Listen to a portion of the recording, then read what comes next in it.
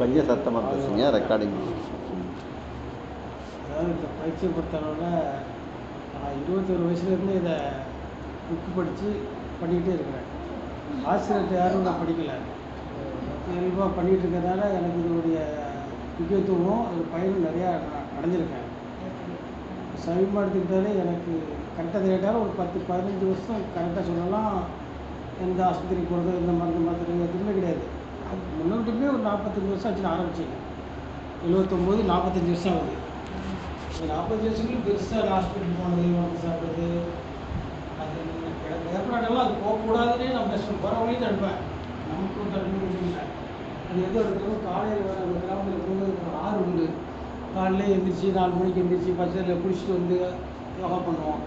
அப்போல்லாம் அந்த சிறு வயசுலேயே 20, 22, 30, 30 வயசுலேயே எனக்கு அந்த ஒரு உடம்பு ஒரு பக்குவப்பட்டு போச்சு. அது ஒரு பெரிய விஷயம். இப்படி ஒரு ஆசிரியர் மூலமாக பண்ணணுங்கிற ஒரு எண்ணம் கொஞ்சம் வந்துட்டே வந்துச்சு. இவங்க சொல்லுவாங்க எல்லோரும், நீங்கள் ஏதோ புக்கு படித்து தான் பண்ணுறீங்க, நீ கரெக்டாக பண்ணால் நல்லாயிருக்கும் நல்லாயிருக்குன்னு சொல்லுவாங்க. அது இப்போ ஐயாவுடைய கிடைச்சது எனக்கு பெரிய ஒரு நல்ல ஒரு வழிகாட்டியவங்க. இவங்ககிட்ட வந்து இப்போ நான் ஒரு 3 மாதம் கிளாஸில் பயிற்சி எடுத்தேன் நினைக்கிறேன். அந்த 3 மாதம் ரெகுலராக மேக்ஸிமம் வந்திருப்பேன். அதில் நிறைய விஷயம் எனக்கு தெரிய ஆரம்பிச்சு. நமக்கு தெரியாமையே ஓரளவு புக்கு படிச்சுட்டு பயிற்சி மட்டும் பண்ணிகிட்டு இருந்தோம். அது பலன் இதுக்கு இந்த பலன் அப்படின்னு கரெக்டாக தெரியாது. ஆனால் இது பண்ணால் சுகமாக இருக்கும்ல, அதானே அந்த டெஃபினேஷன் விளக்கம்லாம் ரொம்ப தெரியல. ஆமாம் ஆமாம், நம்ம ரெகுலராக பண்ணாலே வந்துடும். இதுக்கு உதாரணம் முன்னோர்கள் எதுவும் தெரியாமல் தானே வேலையை பார்த்தாங்க, ஆரோக்கியமாக இருந்தாங்கல்ல.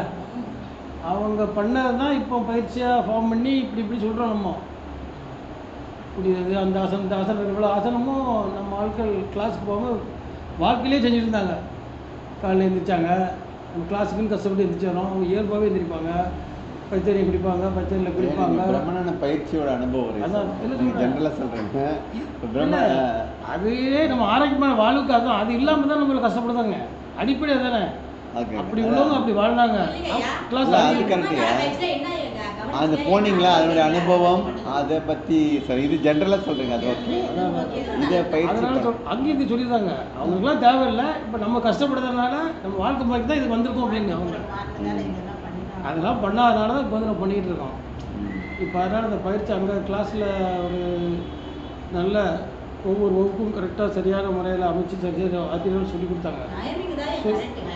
ஆமாம், அந்த டைம்லாம் நமக்கு முடிஞ்சதே நேரமே தெரிய மாட்டேங்குது. முடிஞ்ச அப்புறம் தான் கிளாஸ் முடிஞ்சுட்டு நிற்க வேண்டியிருக்கு. எப்படி நேரம் போச்சுன்னா தெரில, ஃபுல்லாக கவனிச்சிட்டு தான் இருக்கும். நல்லா அது அடுத்தால கொஞ்சம் நேரத்தில் வர சொல்லியிருந்தாங்க. ஒரு ஸ்கூலில் இருந்த ஒரு ஃபீலிங் தான் நமக்கு இருந்துச்சு.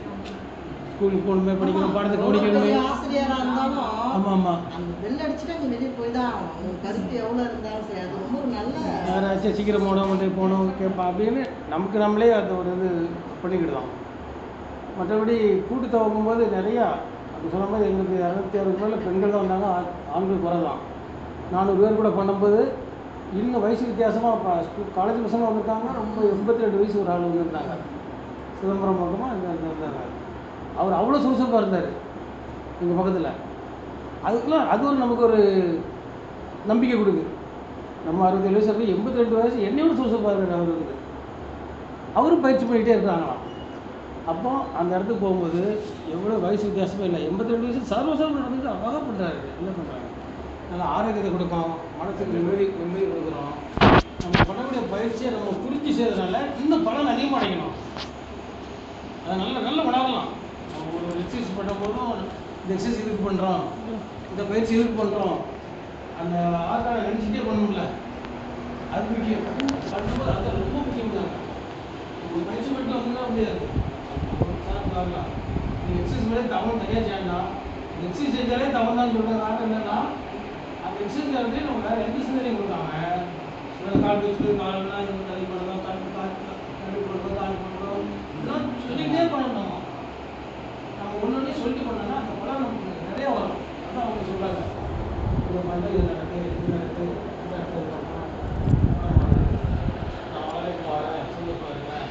இந்த உணர்வோடவே நம்ம செஞ்சுட்டு வந்தோம்னா அந்த உணர்வை நம்ம ஒன்றாத நேரத்துலையுமே நம்ம கூட நம்ம பேசணும். அதான் ரொம்ப முக்கியம் தாங்க. சொன்ன மாதிரி சார் இது சொல்கிறதெல்லாம் பயிற்சி தான். நான் சொன்னேன் திட்டுவாங்க. நான் இந்த மாதிரி விஷயத்த குழாய்க்குள்ள பேசிட்டு இருக்க வார்த்தை தான். இதெல்லாம் சொல்லாதாங்க, நீங்கள் கிளாஸ் போனால் எல்லாத்தையும் கேள்வி கேட்டு வந்துடுவேன்னு. இங்கே நடக்குதுன்னா இவங்க பாம கரெக்டாக இருக்குது. இதுக்கெல்லாம் நான் பரவலாக தெரிஞ்ச விஷயம் தான் வாழ்க்கையில் இருக்குது. ஒரு லைன் அங்கே தெரியுது. ஆமா. தெரியுது உங்களுக்கு? எப்போ பார்த்தாலும் நான் அந்த காலத்திலே சொல்லுவேன், இப்போ 40 வருஷத்துக்கு இந்த தகவல் படிப்பேன், உன்னுடைய சந்தோஷமும் துக்கமும் காலையில் தான் இருக்குது அப்படின்னு. உன்னை தவிர யாரும் சந்தோஷப்படுத்த முடியாது, துக்கப்படுத்த முடியாது. நீ சந்தோஷம் இருக்க நீங்கள் தான் காரணம், துக்கத்துக்கு காரணம். நான் திட்டினதுக்காக நீ கோவப்படணும் அவசியம் இல்லை. கோவம் வரும், அவர் எதுவும் திட்டிருக்காரு பரவாயில்ல, நமக்கு அப்படியும் பாதிக்காது. நம்மளும் தப்பு இருந்தால் திருத்திக்கிடும், நம்ம ரியலைஸ் பண்ணிட்டோம்னு சொல்லுங்க, ஒன்றும் பிரச்சனை இல்லை. அதெல்லாம் நம்ம தெளிவாக சொல்லி தராங்க. இப்படி கிளாஸ் இல்லாமல் நான் அந்த தத்துவங்களை படித்ததுலேயே எனக்கு விஷயங்கள் தெரிஞ்சுட்டு அரைவரை இருந்தாலும் அது எனக்கு பயன் கொடுத்துருக்கு. இப்போ இங்கே வரும்போது ரொம்ப கரெக்டாக ஒரு ஃபார்மாக கிளியராக கிடைக்கும்போது நம்ம போன ரூட் சரி தான் பயங்கரம் சொல்லுவாங்க. அப்பாவுக்கு எதுவுமே சரி தெரியாது, ஆனால் எல்லாம் கரெக்டாக பண்ணுவாங்க அப்படிமா சின்ன பையன் டாக்டர் சொல்லுவார். அப்பாவுக்கு இதனால தான் இப்படி நடக்குதுலாம் தெரியாது, ஆனால் செய்கிறது பூரா கரெக்டாக இருக்கட்டும் அப்பா பண்ணுறது பூரா அப்படின்னு. அது சிலவங்களுக்கு உண்டு. அது தொடர்ந்து பயிற்சி பண்ணும்போது நமக்கு அது வந்துடும். இந்த மூச்சு பயிற்சி வந்து நமக்கு பெரிய நீடித்த ஆரோக்கியத்தையும் வாழ்வையும் கொடுக்கும். நம்ம நினச்சாலும் நடக்கும். மூச்சு பயிற்சி மட்டும் நிறையா பண்ணோம்னா நம்ம என்ன நினச்சாலும் நடக்கும்னாங்க. இது சயின்ஸ் மூலமே ப்ரூவ் பண்ணியிருக்காங்க இந்த இடத்துல. மூச்சு பயிற்சி சாதாரண விஷயமே இல்லை. அதனால் அது சும்மா அந்த மூச்சுலாம் சொல்லுவாங்க, அதிகமாக பண்ணுறியா அப்படிம்பாங்க. நான் நேரம் கிடைக்கும் ரொம்ப நேரம் பண்ணிகிட்டு இருப்பேன். இல்லை ரொம்ப நேரம் பண்ணுறது நல்லது. இப்போ எல்லாம் கிடைக்காது. இல்லை ஆக்சுவலி அப்படி தான் பண்ணணும். லாங் ப்ரீத் பண்ணுறது தான் நல்லது. லாங் ப்ரீத் பண்ணால் நம்ம ஆயில் போடும். ப்ரீத்திங் ரொம்ப டக் டக்குன்னு விடுறதோட லாங் ப்ரீத் தான் பண்ணணும். மயிலாப்பூர் பீச் இருக்கும்போது நாங்கள் 4:30 மணி 5 மணிக்கு வச்சு நாங்கள் 2 பேரும் பீச்சுக்கெலாம் போயிடுவோம். ஒரு 10 வருஷம் தொடர்ந்து போனோம். அப்படி போகும்போது அந்த காட்டில் போடுறது, கடலை பார்க்குறது, இப்படி இயற்கையோடையே நான் வாழ்ந்துகிட்டே இருப்பேன். ஒன்றுனா ரசிக்கிட்டே இருப்பேன். மகிழ்ச்சி இடத்துல உங்களுக்கு என்ன ஃபீல் ஆச்சு? அது கடுமையாக இருந்துச்சு. அதெல்லாம் பார்க்கும்போது அங்கே இருக்கிற சூழ்நிலை, அங்கே இருக்கிறது பார்க்கும்போது நம்ம நினச்சது நம்ம என்ன நினச்சிட்டு இருந்தோமோ அதோடைய முழுமைக்கெல்லாம் கிடைக்கும் அப்படிங்கிறது நமக்கு வந்துருது. அதுதான் நம்ம பிட்டு அங்கங்கே உடந்துருப்போம்ல, அது எல்லாம் சேர்ந்து அந்த இடத்துல நம்ம வந்து கிடைக்கும். இப்போ ஐயா வந்து நம்ம பிரம்மஞான பயிற்சி அனுபவம் கொடுக்க சொன்னால் ஐயா வந்து இந்த ஸ்டார்டிங் ஃபவுண்டேஷன்லேருந்து ஸ்டார்ட் பண்ணுறாரு ஐயா.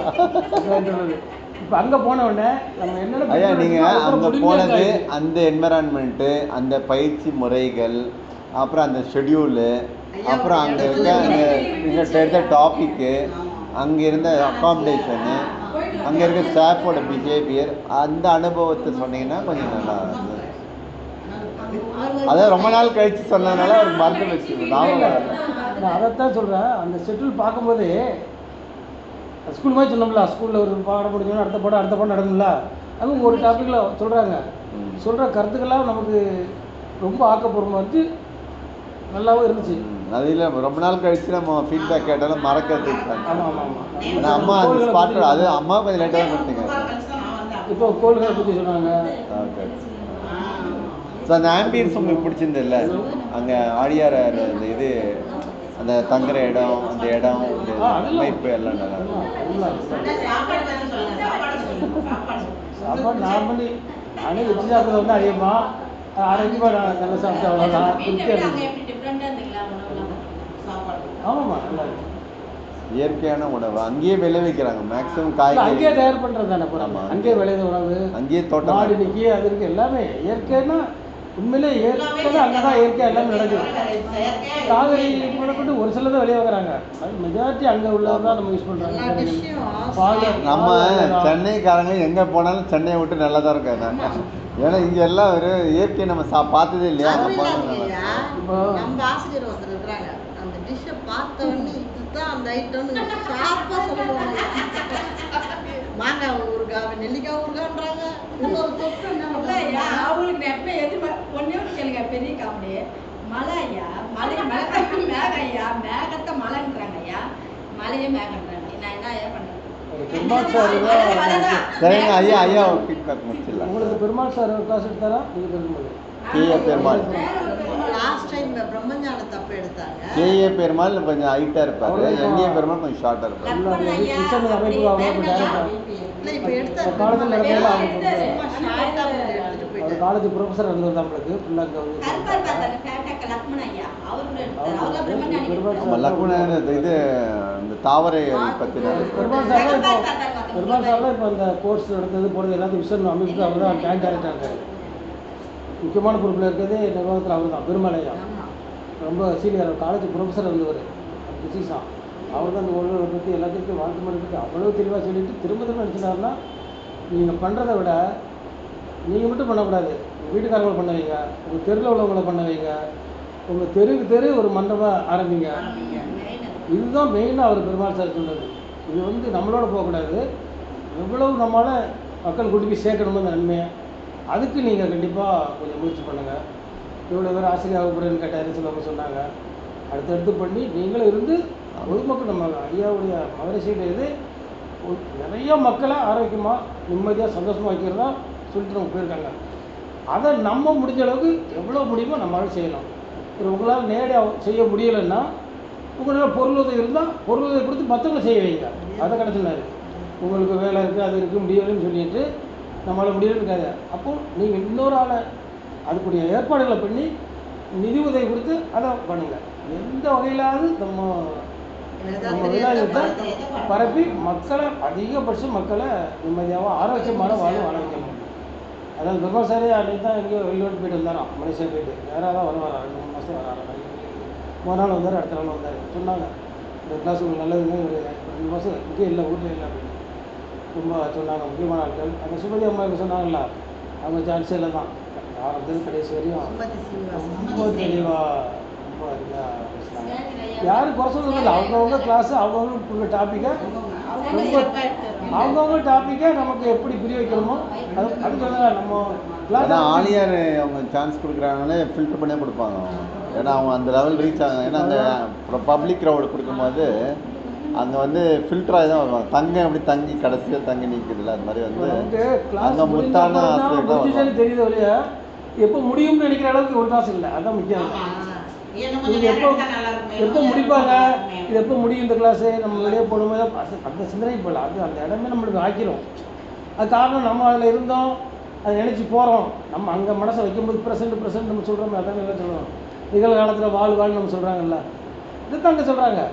இப்போ நான் அவுட்டரில் சார் பேசுகிறாங்கன்னா இந்த இதெல்லாம் பிடிப்பிட்டு தெரிஞ்சது இங்கே வந்து சொல்லியிருக்காங்க.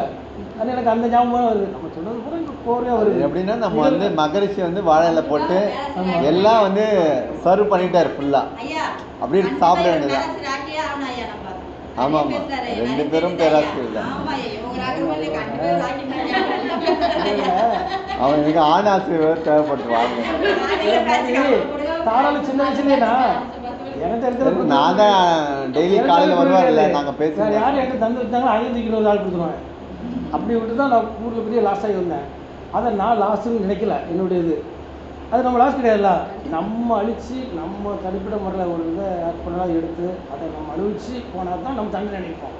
நம்ம யாரும் எடுக்கலை, நம்ம இது கொடுத்துருவோம். அது டியூயா நம்மளுக்கு எதனா லாஸ் வந்தாலோ இல்லை நம்மளோட உறுப்பினர்கள் யாரோ வந்து நம்ம எது நடந்தாலும் துன்பம் வந்தாலே நம்ம ஏதோ பேலன்ஸ் வச்சுக்கிட்டு கழியுதுன்னு நினச்சோம். அப்போ நம்ம வந்து பதிவுகள்லாம் வேகமாக போகுதுன்னு நினைக்கிறேன். அப்போ வந்து துன்பப்படக்கூடாது. அப்போ அது ஏற்பு தன்மை கொஞ்சம் கஷ்டமாக தான் இருக்கும். இருந்தாலும் நம்ம அப்படியே விட்டுறக்கூடாது. நம்ம என்ன பண்ணோம், கொஞ்சம் நம்ம மேற்பதிவு நல்ல பதிவுகளாக நல்ல செயல்கள் நல்ல தாட்டை நீங்கள் ஆட்டோமேட்டிக்காக நீங்கள் வந்து நீங்கள் பயிற்சிகள் செஞ்சு கூட்டு தவத்தில் கலந்துக்கினாலே பாதி போயிடும். நீங்கள் தவம் பண்ணுறீங்க தூங்குறீங்க, 2வது நீங்கள் மன்றத்துக்கு வந்தாலே புனிதமாகிடுவீங்க. அது தெரிஞ்சுக்கோங்க. நீங்கள் எப்படியும் ஒரு நார் தனியாக இருக்குது, அது பூவோட சேரும் போது மணக்குது. நார் தனியாக அவ்வளோ ஒரு சிறப்பாக சொன்னாங்க. கூட்டு தவம் கலந்துக்கணும். மகரிஷி சொல்லிட்டாரு, அறக்கட்டளையில் நான் இருக்கேன், நீங்கள் கூட்டுத்தவம் பண்ணும்போது உங்கள் கூட இருப்பேன்னு சொல்லியிருக்கிறாரு அப்படின்ட்டு சொல்லுவாங்க. எனக்கு திருப்தி அதுதான். இப்போல்லாம் நம்ம அப்படி இருக்கு, இந்த ஒரு கூட்டுத்தவத்துக்கு இப்படி வந்துருக்கனால இப்போ 3-4 மாதம் ரொம்ப சந்தோஷமாக இருக்கேன். இந்த அமைப்புக்கு வந்தப்புறம் இங்கே போனப்புறம் இன்னும் கொஞ்சம் எப்போவுமே நான் படுத்தா தூங்கிடுவோம், எல்லாம் தூக்கம் வரலைங்கிறது பெரிய விஷயமா இருக்குது, நிறையா இருக்குது. அது எனக்கு இன்றைக்கு வரைக்கும் கிடையாது. நான் சின்ன வயசு லாஸ் ஆகி வரும்போது தூங்கிட்டு எங்கள் அத்தா எங்கள் குடும்பத்தை பார்த்து எங்கள் அக்கா மாப்பிள்ள நாங்கள் அவனுக்கு பிரச்சனை வந்த பற்றி எனக்கு தூங்குதானே அப்படிம்பாங்க. எது போனாலும் எது நடந்தாலும் தூங்கிடுவேன். அது எல்லாத்துக்கும் வராது. அது மனசுல ஐயா பேராசிரியர் 15 நிமிஷம் பேசுகிறேன். இதுதான் வேணும். நான் சொல்கிறேன், இந்த பக்கம் இருந்தால் எல்லாரும் ஜெயிக்கலாம் லைஃப்பில், நிம்மதியாக இருக்கலாம். இப்போ நம்ம படிச்சுட்டு ஒரு கிளாஸை கேட்டு வர்றது ஒரு இடத்துல நேரம் கருதி நம்ம வந்து நம்ம நிறைவு பண்ணிக்கலாம். நன்றிக்கு உங்களோட வாழ்க்கை வளமுடன்.